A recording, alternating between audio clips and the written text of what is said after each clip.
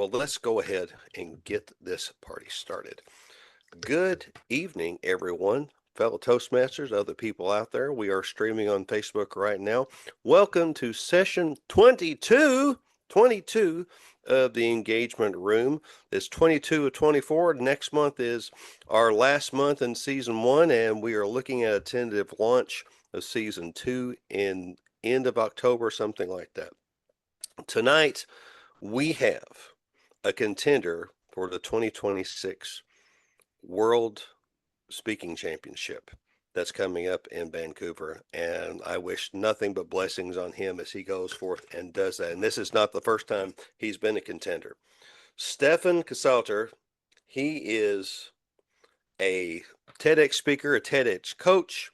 He is also in Toastmasters like many of us here. He's an entrepreneur, and tonight his presentation is called Your Story is Not Your Idea. And his whole premise with us is, text message there.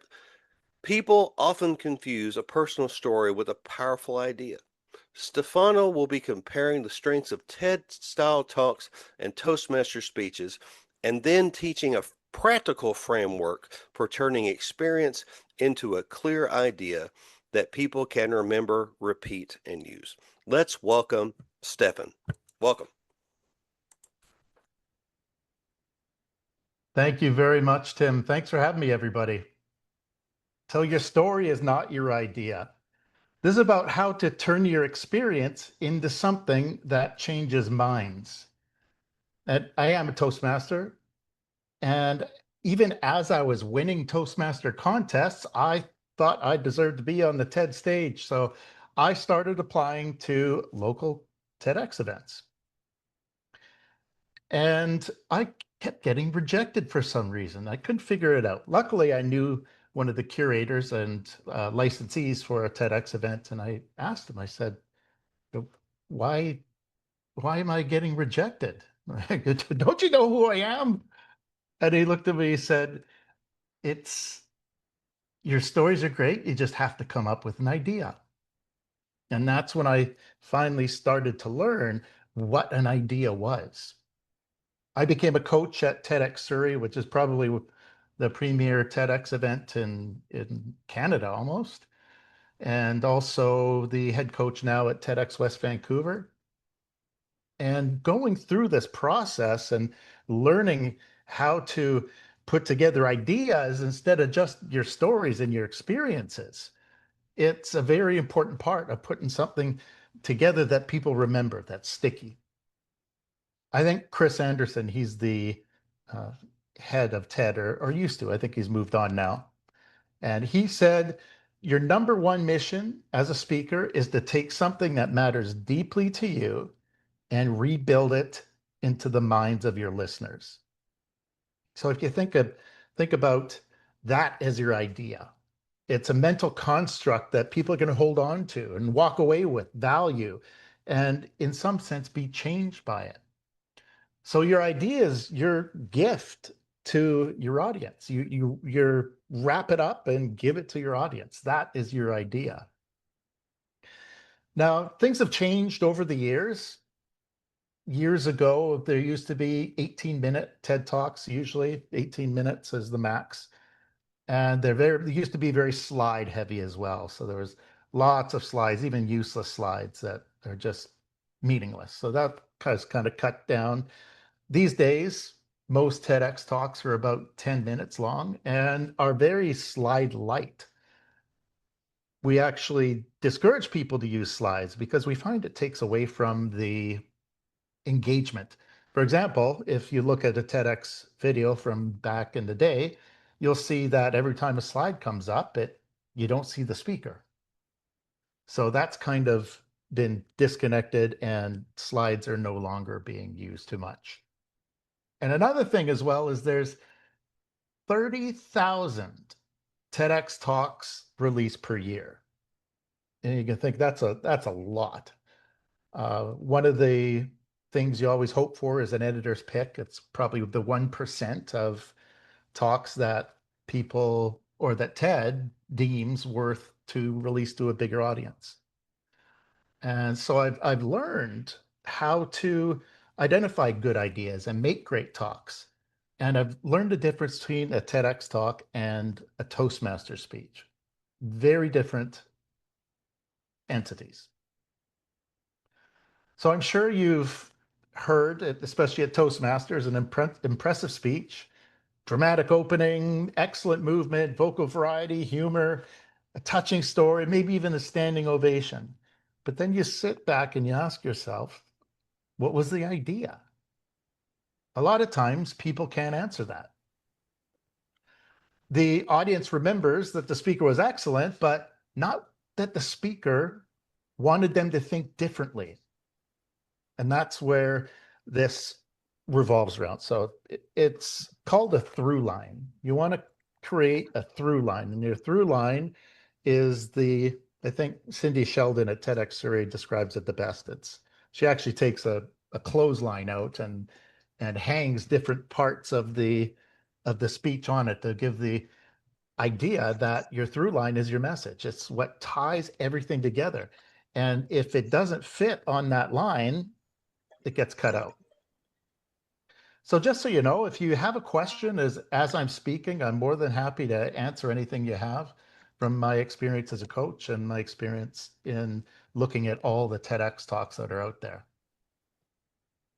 So here's the difference, or here's some examples of an idea. More choice actually makes us less happy. Vulnerability is something that is to be treasured, not hidden from. So can you see how these are like specific ideas that people can use to shift your thinking? That's not just about uh, what you're discussing. It's what happened and what you want people to take away from it. I released my first TEDx talk my first and only TEDx talk at the time of this recording. It was filmed in 2025, and it was a story about my son and I. And I have two versions of it. I have the Toastmasters version. I actually competed with this at my district, and I won the district. I didn't make it to the semi through the quarterfinals though. But it's a story of me and my son and how he influenced me to change the way I was. I had a personal transformation and an eye-opening moment where I realized something. Now, the TEDx version, it's although that story's touching, I had to expand it to include an actual idea. So my idea was that, first of all, two people can see the same thing and see it two different ways. But the idea was empathy and perspective are essential ways of dealing with conflict. So I used my experience as a baseball umpire, which made me kind of an expert in conflict. As if I don't know if you've ever played baseball or been around baseball, you know how much flack the umpires get. It's a lot of conflict. And I found that the skills that we used as an umpire translated directly into conflict that we deal with in everyday life. So my idea was if you look at it from the view of an lens of an umpire, your view changes about how other people think. So that's how I kind of evolved it from a Toastmaster speech was inspirational to an idea that's TED worthy.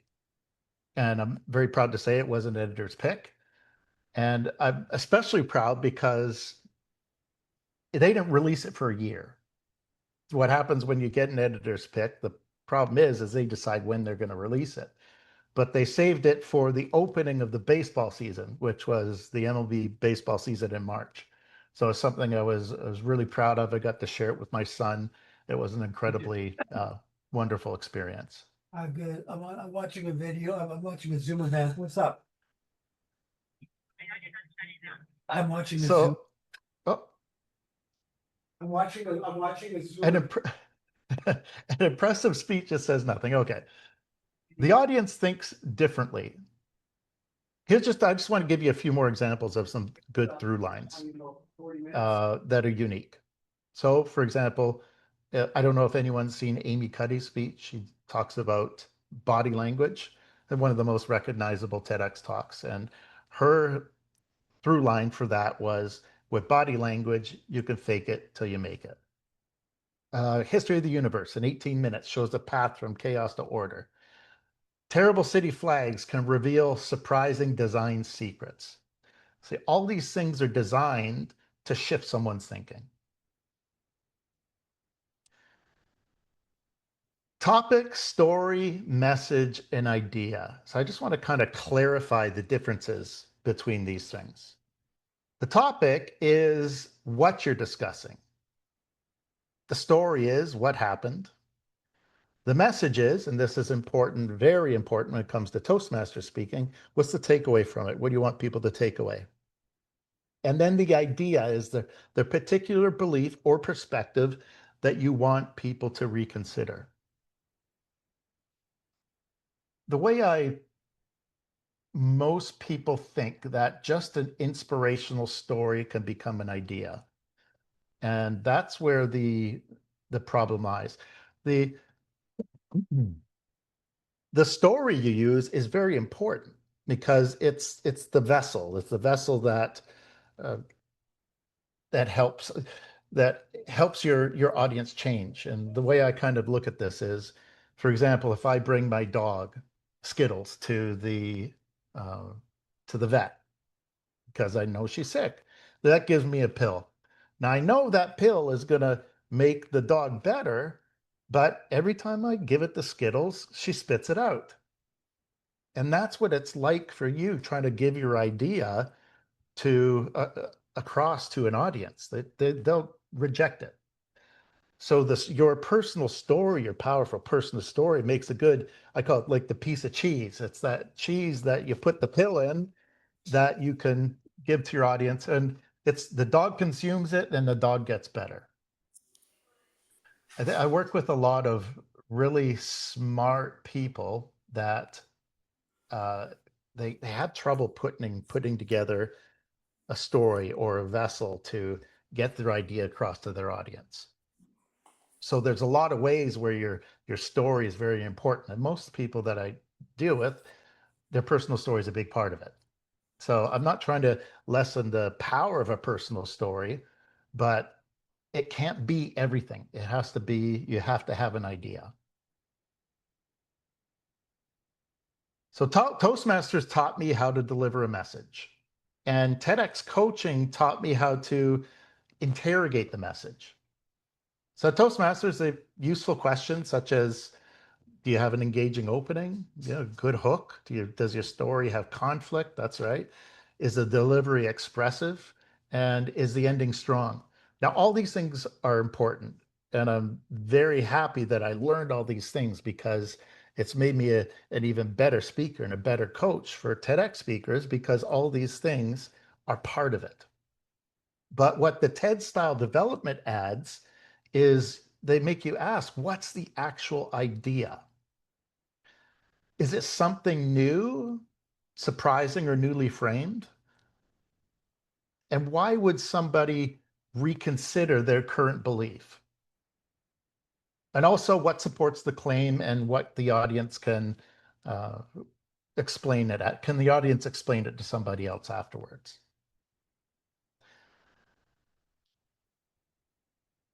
There's three shifts, there's three transformations that you can help to get from your story to your idea. And so here's an example. You go from, number one is you can go from subject to position. So I know a lot of people that teach on leadership, but it's not necessarily subject leadership. It's what you believe about leadership. So for example, one person that did a talk at TEDx Surrey, he speaks on leadership. His name is Michael Timms. And his idea about leadership, and he had lots of inspiring stories and stuff, but he nailed it down to one single idea. And that idea was that when you engage in a situation where there's a problem, look at the problem from a different angle, saying, what part did I have to play in this? So rather than jumping and blaming other people, just stop and sit back and look at the problem. What could I have done differently? And a lot of times it's true that there's a lot of things that we have a part in and we can change, but by blaming somebody else, you never get the results. So what he did was he took three different stories and he used them as evidence to back up his idea. You know, he had one story that was about his daughters. You know, his daughters were never on time. And one day he was trying to get out, and one was playing the piano, one was reading a book, and the other one had no socks on. And instead, he always used to yell at them to get ready, but then using his own idea of stopping and looking at what part do I play, he realized, well, maybe I could put a schedule on the wall. Maybe I could do something to change the situation rather than yelling and blaming his kids. He had another story about a real life example um, from his work, and he actually had this situation where he had to fire somebody.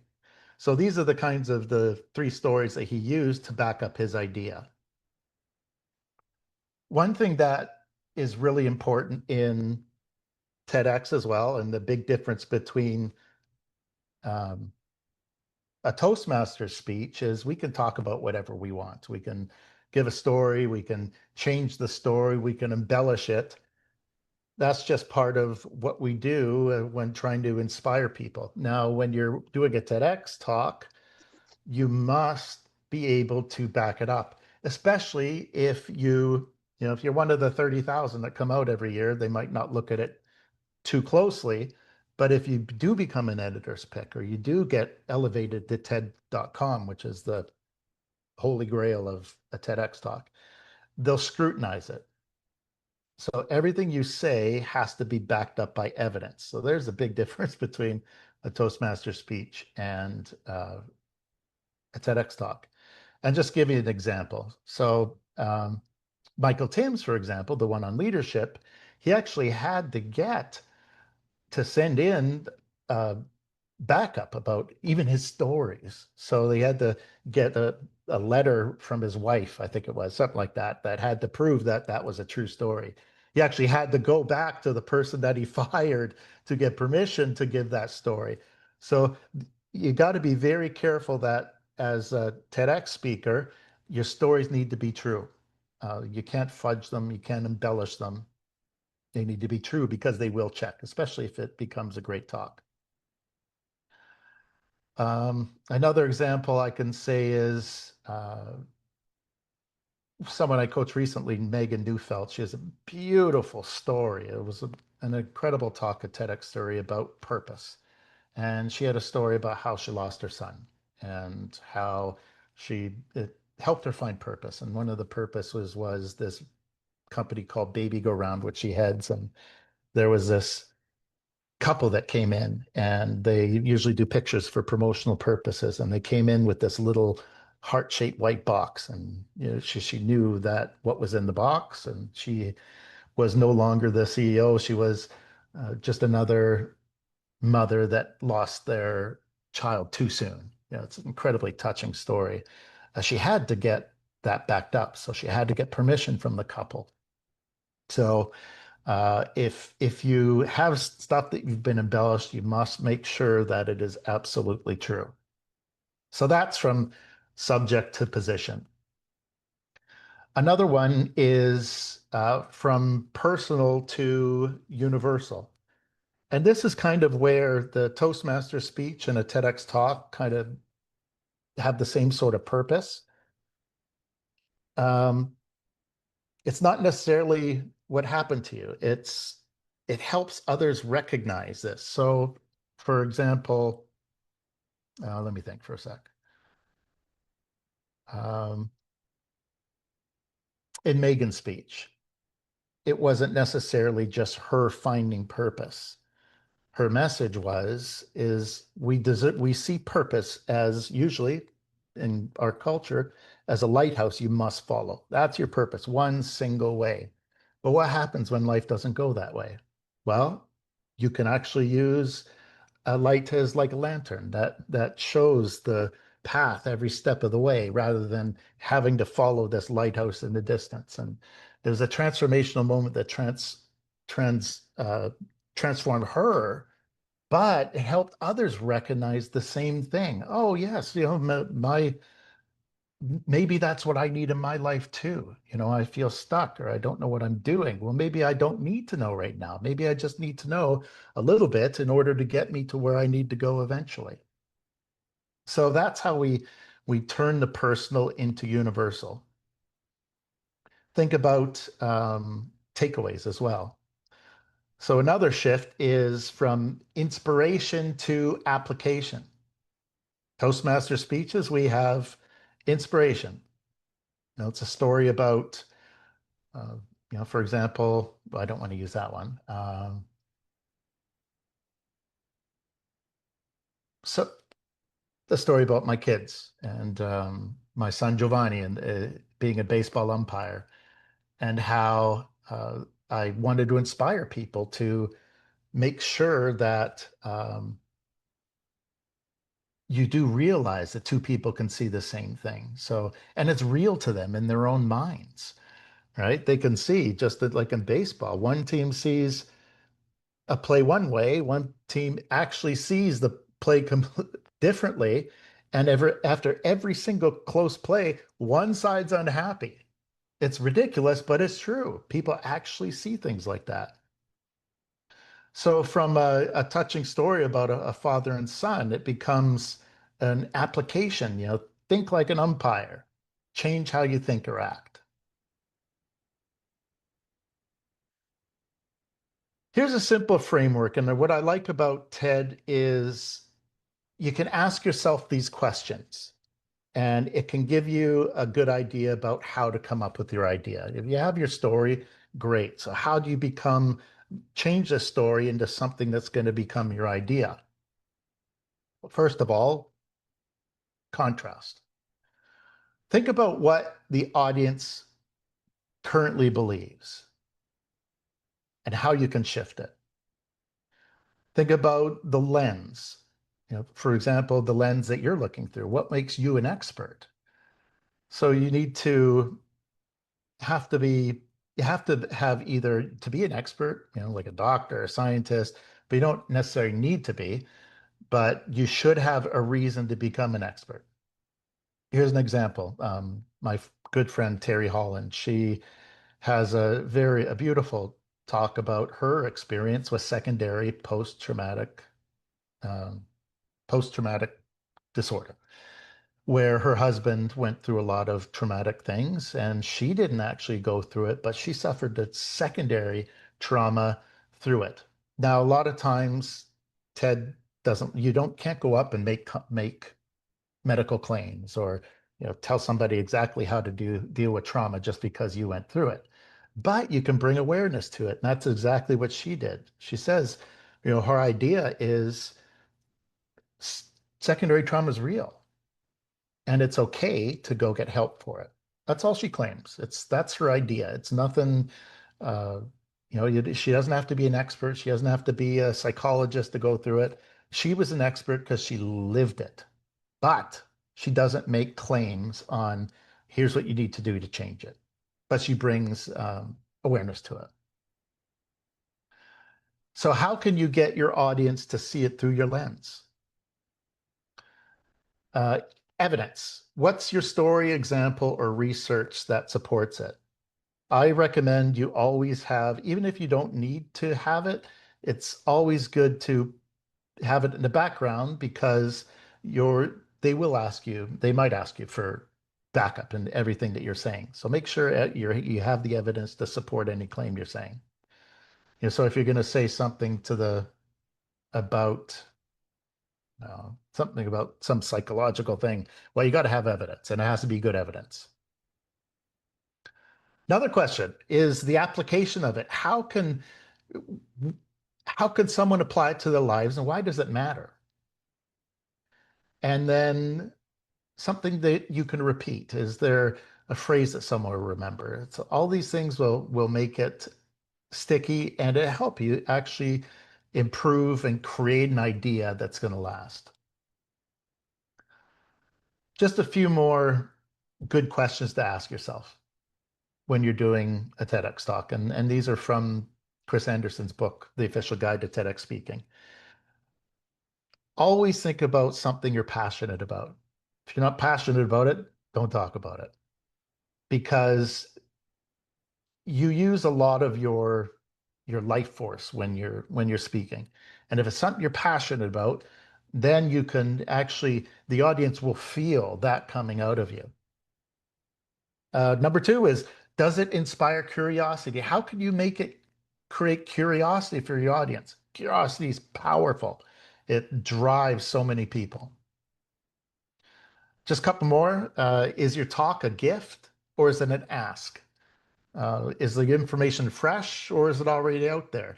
Do you have a unique perspective on something that already exists? That's another way to do it. There's not much that's new out there, but there are new ways to look at things. Your story can earn attention. Your delivery can earn the applause, but it's that idea that earns the place in the back of someone's mind. So before you ask yourself, as a Toastmaster, how do I deliver this speech? Ask an important question. What will people understand differently because I spoke? Because ideas do change everything. Thank you. Good on you, Tim. Well done.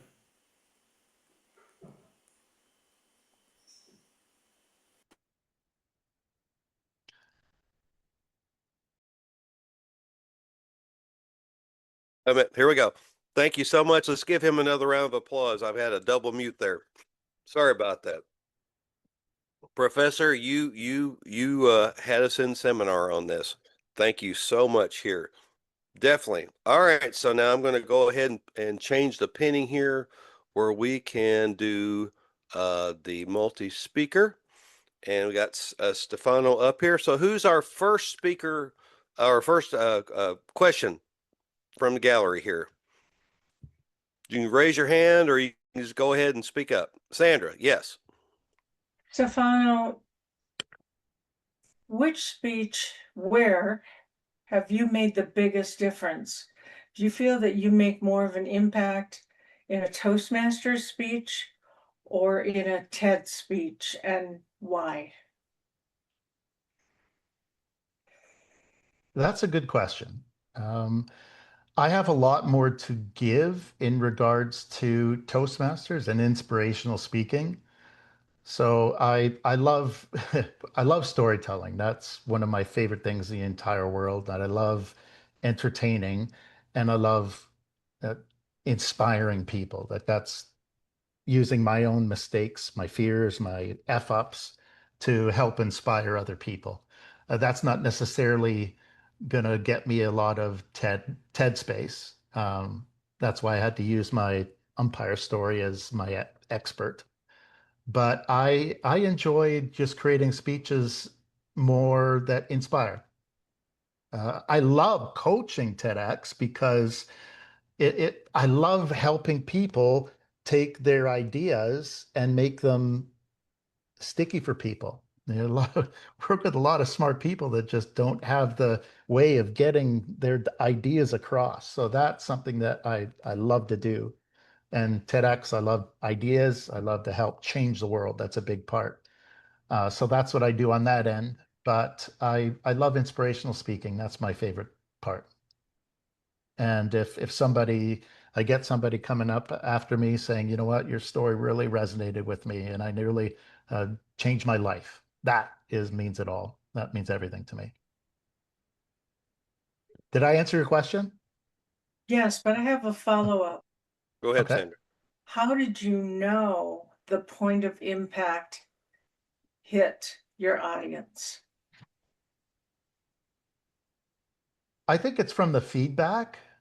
but also you start to, when you're working in front of large audiences and even small audiences, you start to see the signs that you're getting your thing across. So you can read your audience. For example, every time I start a story, you notice people start to lean in. It's natural. People can't resist not leaning in when they start hearing the scent of a story or conflict or tension.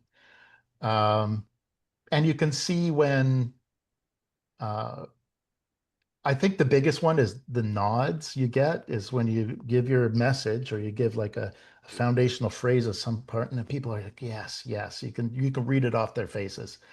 So that's the two places that I guess I've learned is number one, feedback that I get afterwards, like people come up to me afterwards, and also uh, reading the audience as I'm speaking. And plus, before you can actually do that, I had to learn what actually is good story structure, for example. I had needed to learn what are eternal truths and virtues that people respond to. So, there's a lot of ways you can learn these things, and then when you practice it, you start to get the feedback.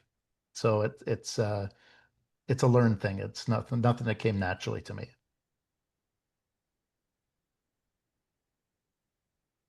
Okay, Michael.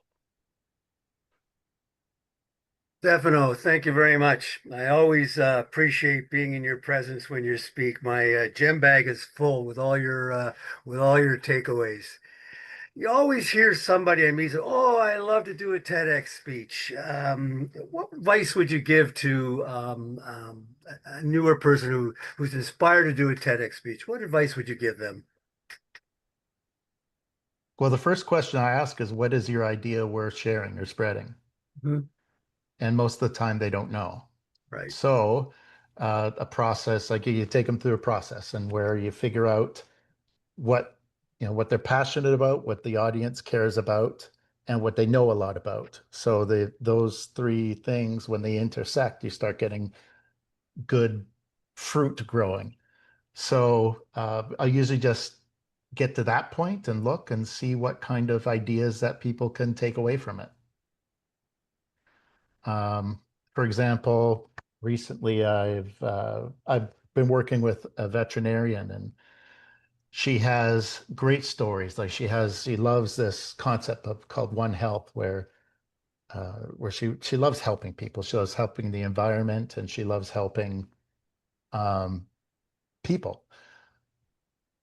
And we just weren't coming up with an idea. And then she mentioned one time about how I asked her a question about what is some transformational moment in the way she thinks. And she said, well, I went to this Tim Hortons one time, and there was a homeless person outside, and the homeless person said to me, can I have some money? She goes, no, but I'll grab you something to eat. She goes in, she gets something like a breakfast sandwich for this person at Tim Hortons. For Americans, Tim Hortons is the greatest coffee shop in the entire world. And she goes out with the breakfast sandwich and gives it to the homeless person, and the homeless person goes right to opens it up and feeds the whole thing to his dog. And she was stopped at that moment saying, what just happened? This person cares more about his pet than he does himself. And I was like, yes, okay, now that's a good idea. Like, and she says, well, I belong to an organization. We go out and we go to the downtown east side, which is in Vancouver here, is probably the most people where the most vulnerable people are. And she goes as a vet and talks to homeless people that have pets. And she says, can we give your pet a free checkup and free medicine and this? And the person's a bit grudgingly says, okay, that's fine. So they bring the pet to this to get the treatment it needs. And at the same time, the person that brings the pet there, they go and they get checked up and they get healthy, the support. So there's the idea is um, so that struck me. I'm like, yes, okay, that's an idea. That is something that people can take away. Maybe it doesn't apply to everybody, but it's a shift in thinking, right? You can actually get health care for people if you take care of the pets first. So it revolutionized my way of thinking about that. So that is a great example of an idea. So it takes it takes some flushing out, but if someone wants to do a talk, you can eventually get there. Did I answer your question, Michael? Yes, thank you. And for Okay. myself with upcoming speeches, I'm really hearing you speak, really taking a look at what is my idea.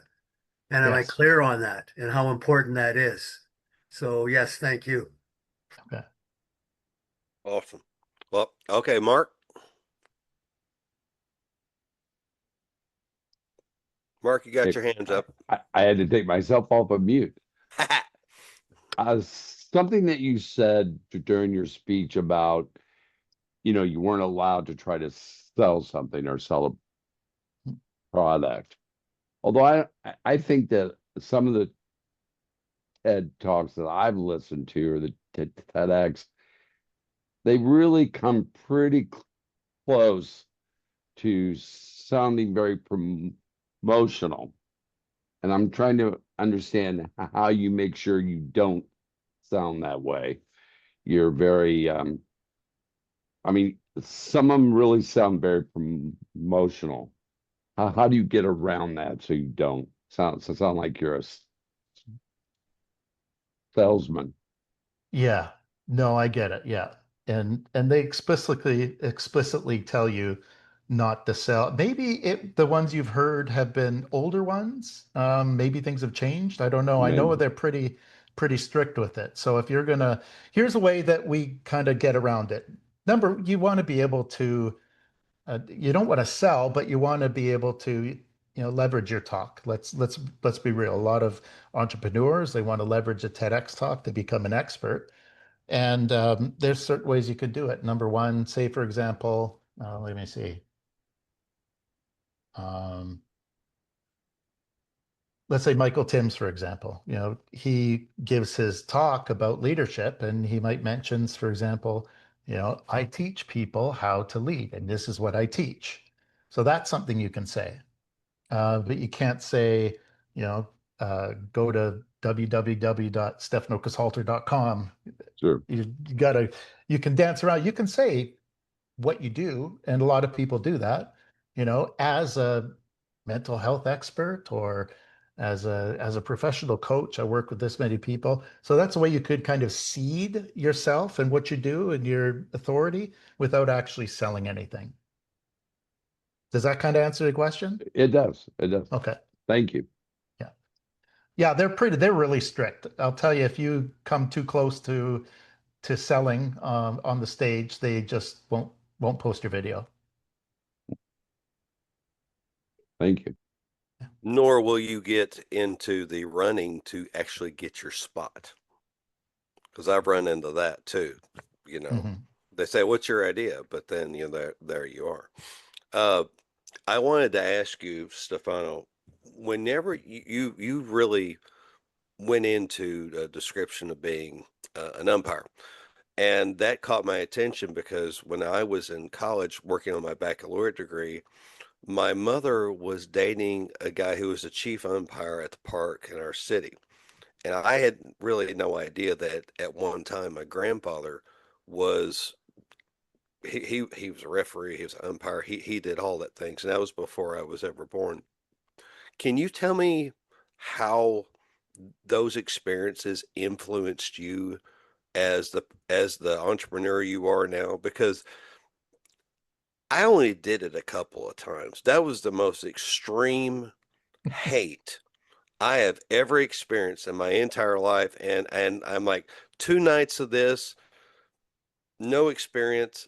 When you got little old ladies coming after you on walkers, griping about their grandsons and their great grandsons call that you might have messed up. I bowed under the pressure and I told Mitch, I said, I'm sorry, I can't do this.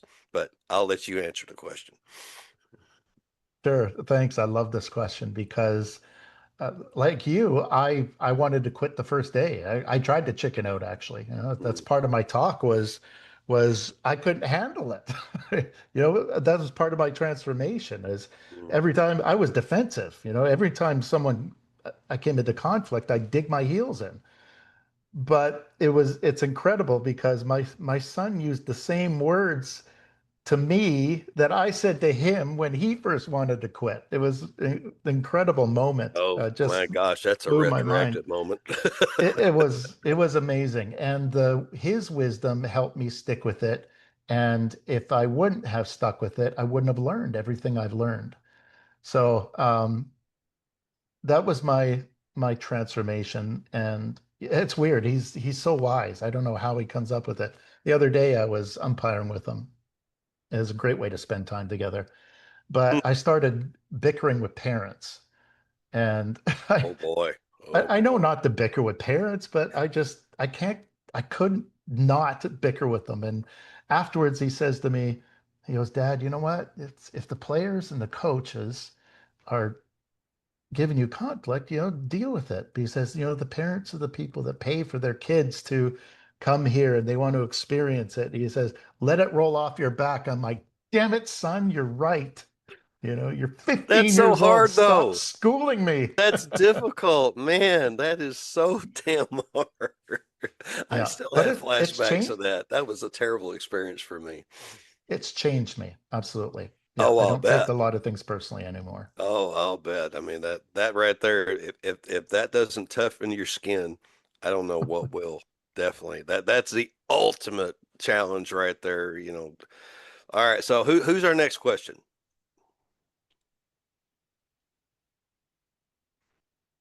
Pete? Hey, mate. How you doing? Oh, Hi, good. Peter. Welcome. All the way from New Yeah, Zealand. all the way from New Zealand and actually inside a hospital right now, but we'll leave it there. Just, sorry, you probably hear the background.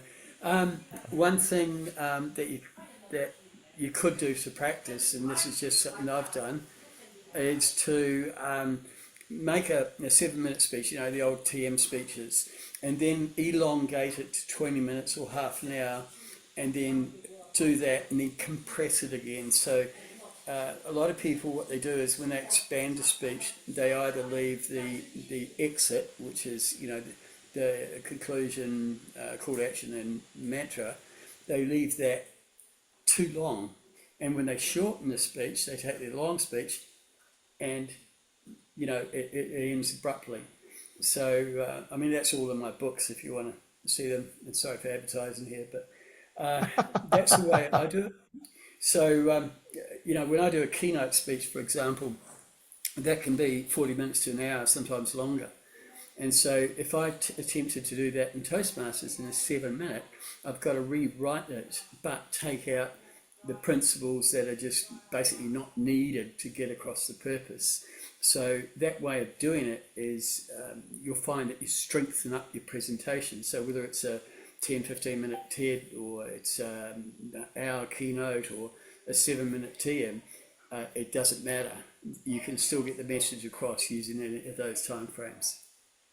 Absolutely. I agree 100%. Yeah. I think and that's really important. It's really easy to create a keynote speech, but trying to condense it down to 10 minutes is a difficult task. It takes a lot of time and effort to be really concise about something.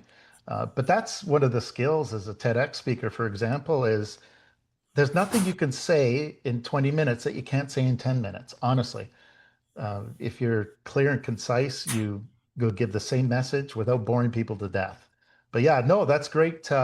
Great speech crafting advice for you can use the same story for a keynote speech to you just kind of add and subtract from it. Yeah, no, that's great. Thanks for the So comments. that brings up a good thing. Pete, thank you for bringing that up. So now a TEDx speech is not a keynote. I think if you aren't aware of the differences, because I mean, Toastmasters, we see that, I mean, at the most, we really don't give anything above 12 minutes on Mhm. average.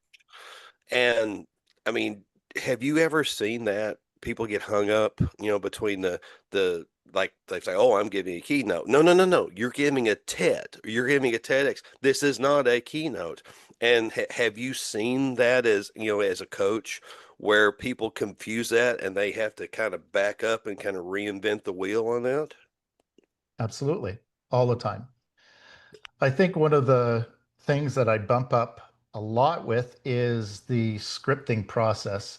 The curators that put on these TEDx events, they have a lot to risk. So if they bring somebody on and submit a video to TED that is against TED guidelines, or somebody's just rambling, they're risking their licenses. So number one is nobody goes rogue. Nobody gets to just improvise or just speak off the cuff. Every talk is, there may be exceptions. Maybe somebody that's at the big TED can go and ramble off something like that. That's fine. But the individual TEDx events, depending on, I'll just say the great ones that I know of do this, and they make the speaker commit to a talk. There's there's two stages. There's a scripting stage, and then there's the delivery stage. They're both about 2 months for putting on. If you want to get a good talk, it takes a long time. Two things people say after they have done a TEDx talk: number one is, oh my God, that was a lot of work. And number two is, oh my gosh, that was transformational. Just going through the process is transformational. But nobody's allowed to go rogue. You're not allowed to just ramble. Like, you're not allowed to have some bullet points and just spin like you would in a keynote. You have to have it memorized and locked in and memorized to the point where it comes out naturally. So the ones that the TEDx events that I work with have that same system. And the proof is in the pudding. It's they constantly coming up with editors' picks. The 30,000, and TEDx3, for example, 5 out of 12, 6 out of 12 every single year are editors' picks. And there's a reason why, is because they have this process, and it works. So yes, it's not a keynote speech. You're not allowed to go rogue. Well, and that's something too, because I mean, many of us don't have the opportunity to look at how things are curated like that. That's a hard thing, and Mhm. and we can be disappointed that way. But it's y- y- we want to get the point across. We want to have the opportunity, but and it's funny, even Toastmasters do this. It's like, if you have that extreme control and you're like going, but I want to get my point across, I want to do this. It's like, sorry, you accepted the guidelines, and we curate the process, and that's how we've done things for years. So you have to accept that, those guidelines.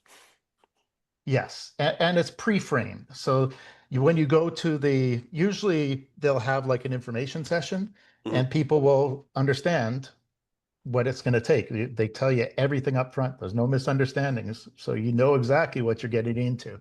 Hmm. Obviously, I assume it's because they've made the mistake of not doing that before. So, yes, going in, people know the dates they have to be to show up. They know the milestones you need to hit. Number one is, if you let people if you have an event on, say, November 26th, and you tell them, you have to have it memorized 100%. A lot of people leave it to the last minute, and they try and Oh, cram it in the last minute.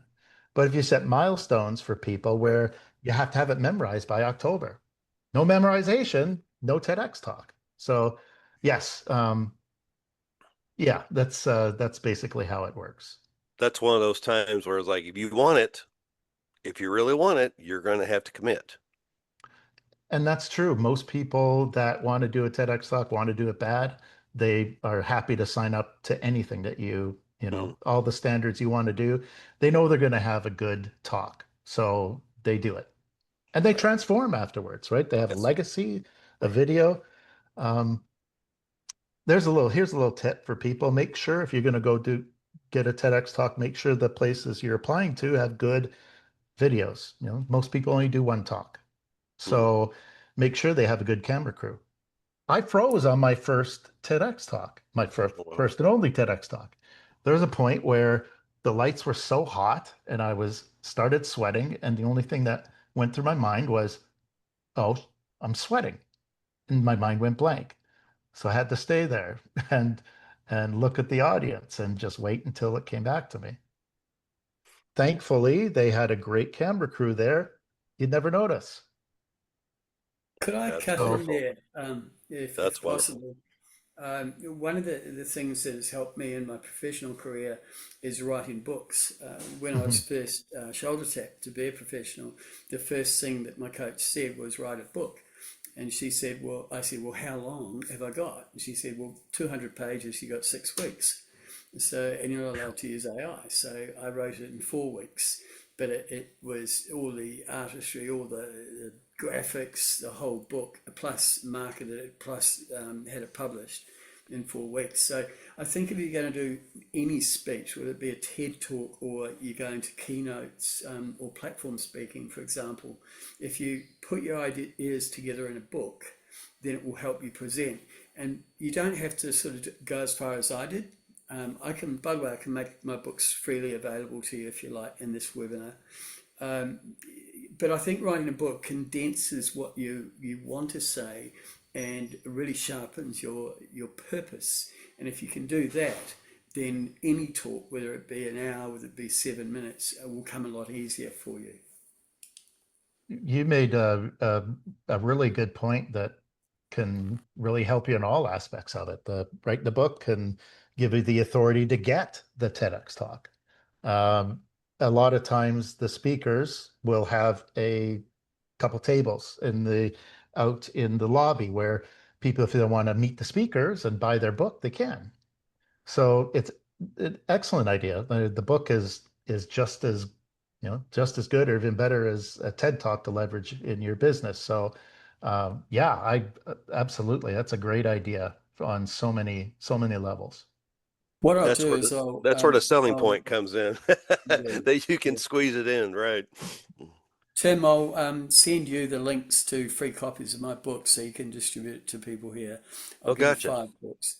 All We're right. gonna, yeah, we'll have to collaborate on some videos that maybe we can Oh, do some yeah, we things need on to. TikTok.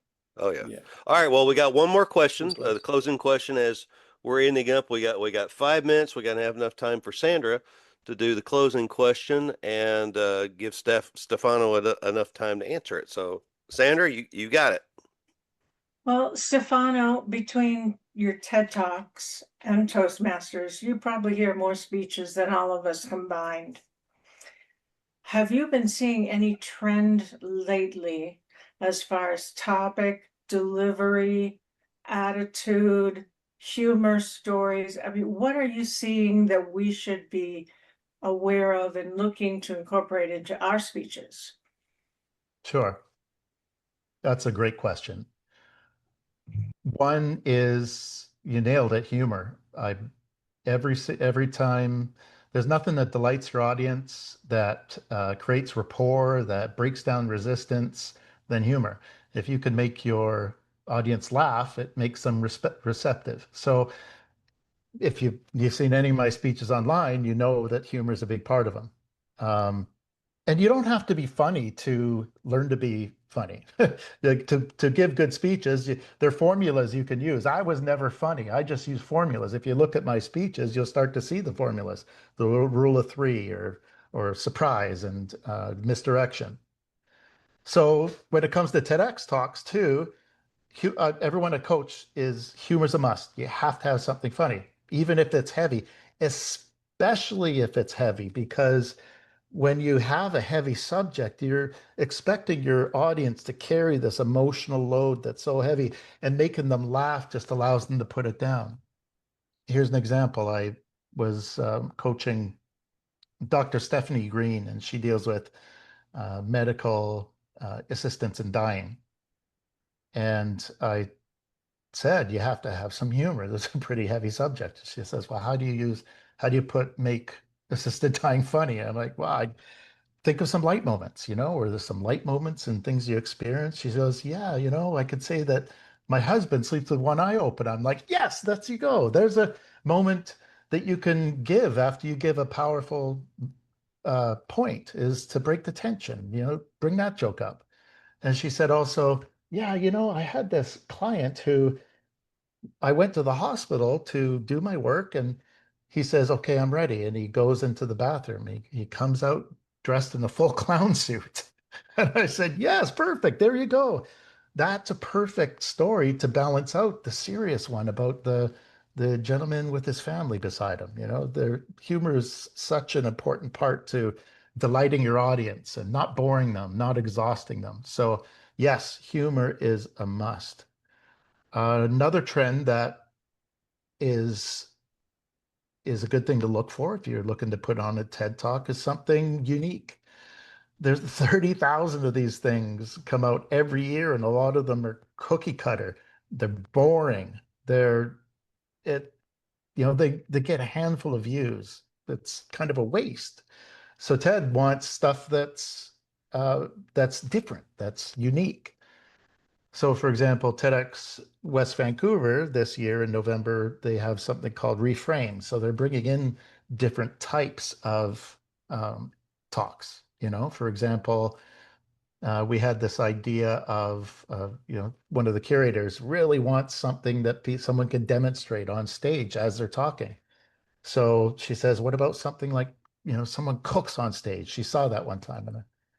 And just yesterday, I was talking to somebody who's a potter, and I was thought you can make some pottery on stage.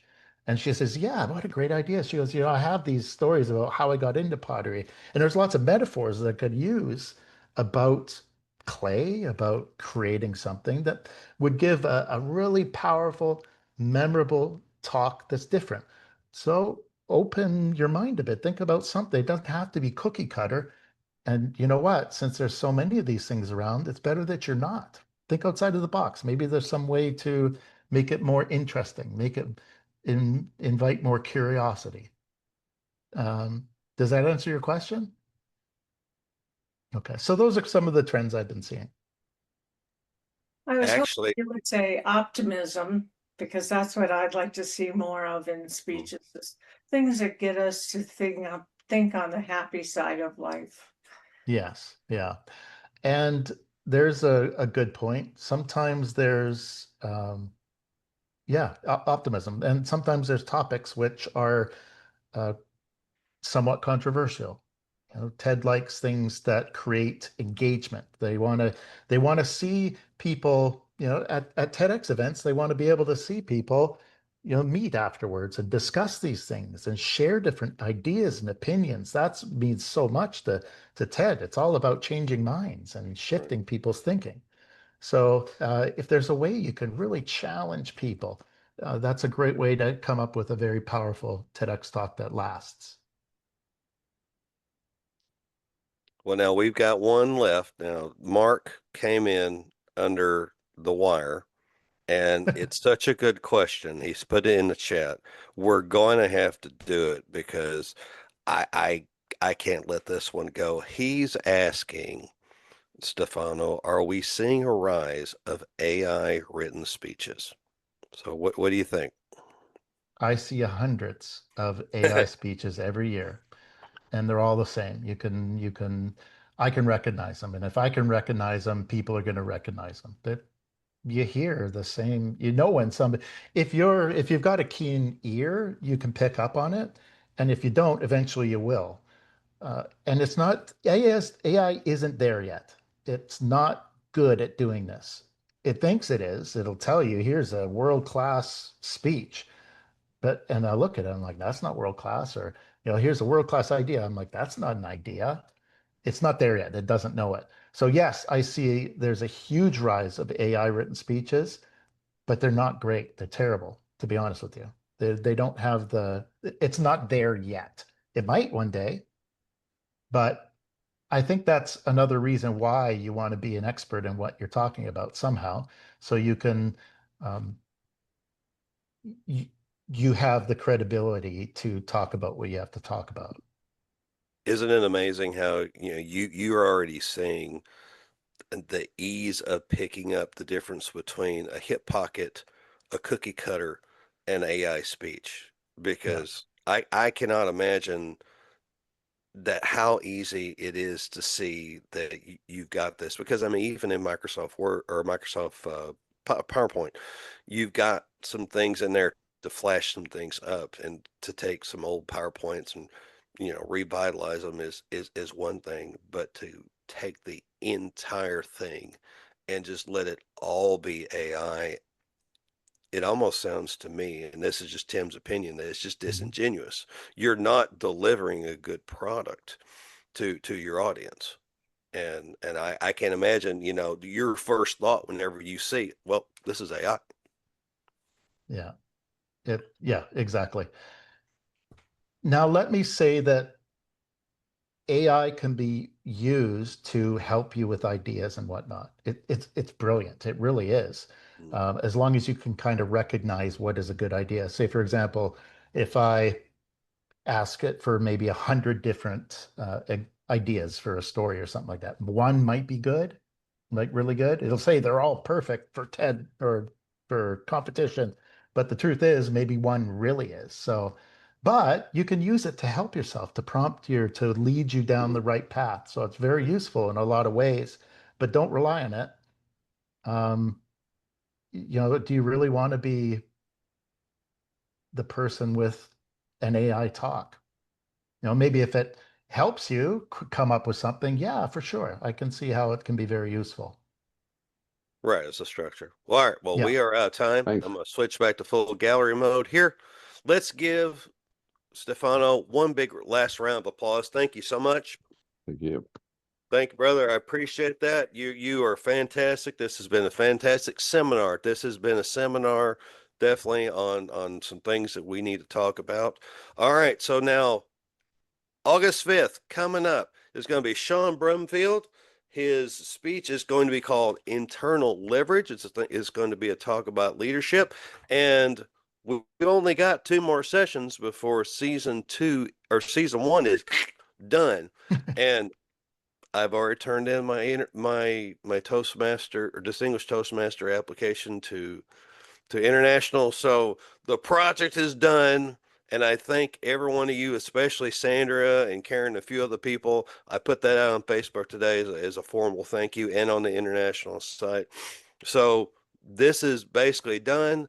Again, thank you everyone for being here. And Stefano, if you still stay on, let's do the extra, and we'll give everyone an opportunity to pop out and we'll go in. So thank you, everyone. Thank you. God bless you for being here. I really appreciate you participating in this big project.